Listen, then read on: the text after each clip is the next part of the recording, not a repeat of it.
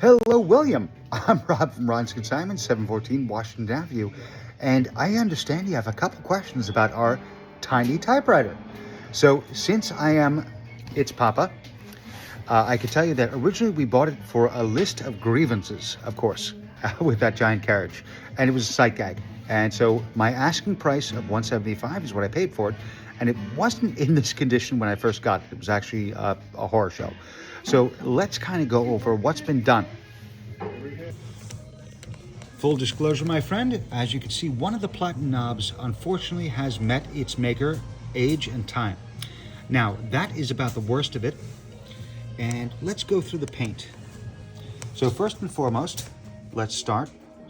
We sell typewriters anywhere from $25 all the way up through the thousands, restored based on examples. So we can see that the actual decal for the Remington is actually literally 99% there. Now we can see the rivet holes, and these were done because this was originally an industrial machine. So the idea behind it was to load in a carbon copy with this large platen, work your way across, and that's why these ribbon spools are bare. So what we're going to do is that we are actually going to put a plastic ribbon on here. It won't quite fit, so we're going to kind of file it down a little bit just so you can get a typing sample. Next thing we see is that the platen rollers themselves are great. They index correctly. So let's explain a little bit. And I want you to see how these are contacting each other and rolling. And this is going to be a little bit of an explanation. So when we first get in the typewriter, the first thing we do is that we very gently clean the rubber with class 3 brake fluid, or DOT3. And the reason why is that this naturally swells rubber, so you can see a little bit of a mark there. But the most important thing that we see is that these engage. So this means it can pull paper. And that's a huge. So note they're all turning. Next, let's look at the type slugs. So the type slugs have actually been cleaned. And when we say cleaned, if you notice, you can still see some patina on them. In other words, we did not take the time to go through everything, and this one looks bent. It's not bent. It's actually just slightly raised. People touch keys. So next, these glass keys unfortunately tend to get completely cannibalized for jewelry, whatever have you. These are perfectly intact. They're almost in mint condition, well worth the price of the typewriter alone if you're a crafter. Next, let's go to the crinkle finish. So we see we have the clear, we have the set. Now, if you note these buttons are slightly inverted, it's because it was serviced in the past and these would actually rotate. So these were just basically plastic and glass. And if you note, it moved a little bit. But the ribbon selector is omitted from the machine. The reason why was that this was not designed to actually carry an actual ink ribbon. It was designed to type against carbons. So, hey, Farmer Ron, how you doing, sir? So we have a margin release. It's a heck of a typewriter. And Ron, we're actually doing a video for someone who is interested in buying it. No worries, no worries. So there's one little thing about this particular unit. And as you can see, we have a little bit of a fun situation with the M key. And the M key is slightly lowered, as you can see. It's one thing we haven't adjusted. So let's look around the typewriter for a second. Let's actually get a real view of the paint. So when I get these things in, what I tend to do is service them. And sometimes there's a major surface, sometimes a light surface. But here's this big old mainspring with the bearings. So if you notice, I have brand new bearings in here. See how they're nice and shiny? And the mainspring on these giant old carriage typewriters was a little bit of a pain in the butt. So I have it adjusted slightly so that the carriage, if you notice right here, it's not moving. But if we actually advance it, it will certainly move. And this is more so of an adjustment. Again, I just did these bearings. They're packed in graphite grease, so they're good. I may have gotten the drawband length slightly wrong, which could also be a part of that measure. So we see that everything is in functional order, number 1, number 2. So right here we have your adjustment for your bar, and let's bring it around. So we see that going right through, and now we see she's going, and then she stops a little bit. And we can kind of nudge her a little bit, like that. The comb is good.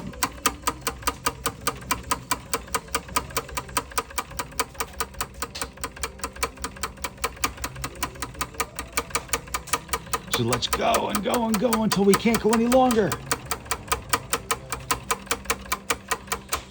And again, I want you to see the mainspring rotating. And again, I think part of it is me being a little bit conservative with the tension. So what I did was I just readjusted the tension of the mainspring. So let's see what happens. So this isn't the tiniest fellow out there, as you can see. So what we have, and I will show you on the reverse angle, is especially widened base. So let's also take a look at the paint condition.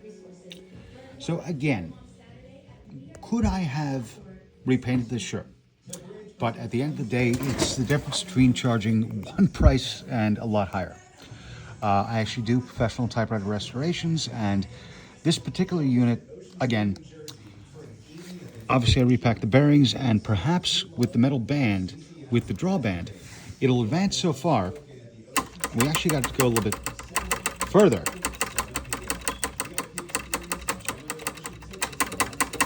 But this is where it really kind of stops. So if you notice, this is approximately 14 inches. Now this could indeed be a margin situation, just because these particular units, and let's focus on the back, had these particular rings that could be raised or lowered. And we also have a set device right here. So this could indeed be a margin set, and that could be the problem. I'm just not quite skilled with this particular series of typewriter. Let's also look at the back. We've got decent labels. Again, these labels are literally about 99%. So these are larger than normal cups, and in reality, these held a metal ribbon. We're going to use a plastic one. It's not quite the right size, but we're going to fit it, and we're going to do a type sample, because believe it or not, this can actually produce a type sample. The type slugs themselves have been cleaned. As we notice, the M key is probably our problem child right here. Let's go underneath the chassis just to see what's going on there and what we actually do. So if you note, this is not touched, except the one thing I do is that I blow out all of this with 160 psi of air. Reason why is that obviously you get a bit of debris in here, and oil can be the best friend or the worst enemy of a typewriter. So in this case, all the type slugs have been gone over. So if you notice, there aren't those typical cobwebs, there aren't, you know, the blobs of oil. I actually tend to use dry graphite grease when I can, which is probably the best. This original spring right here, which basically is your shift advance, it's still pliable. It does have a little bit of surface rust on it, obviously, but it works perfectly fine. So again, the machine itself, and let's kind of focus on the pads and feet. So they're dry, but they work. So in other words, they're not scratching anything right now, but they are dry. Now, what I would advise to do is be to simply, if you want to replace them, get furniture casters. Cheaper, easier, and never seen. So again, this is about normal cast iron.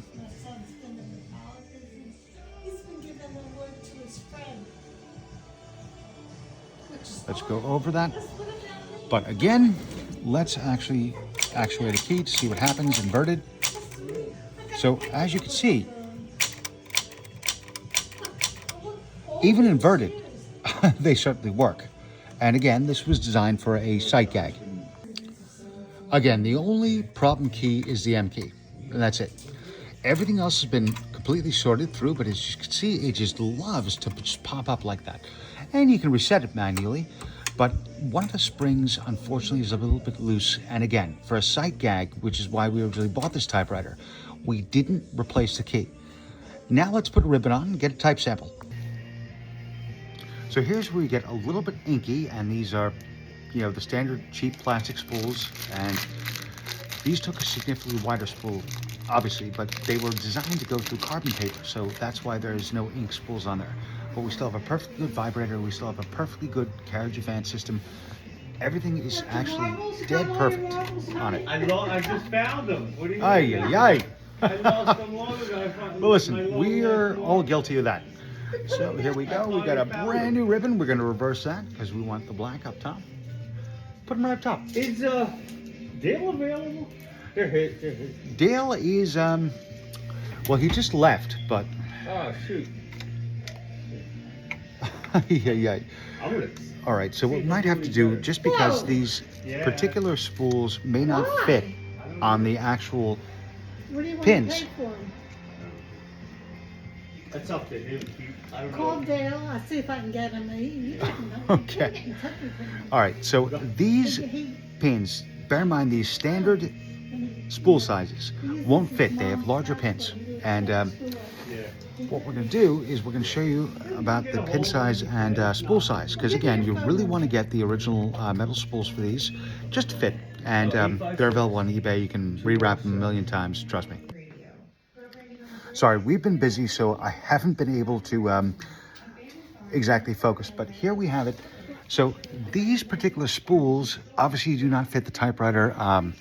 They take the wide metal spools, so we're just going to do a type sample on this. But what we'll see is that this particular typewriter, let's get our paper in there.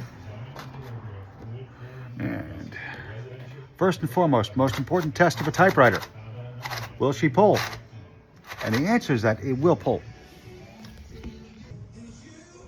Now kindly watch, this is very important because if a typewriter platen is bad and the rollers are bad, it will not grip a single sheet of writing paper. So this is the Ron's Consignments difference. And we are going to load this through. Watch carefully. This means the platen is gripping.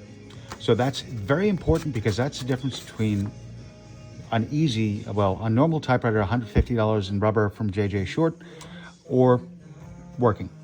So let's flip her back up and let's get you a typing sample. Now, as you can see, these are plastic spools.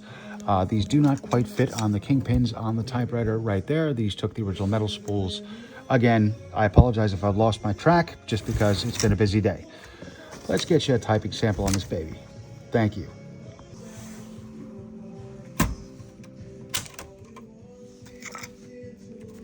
Thank you very much. Thank you. You too.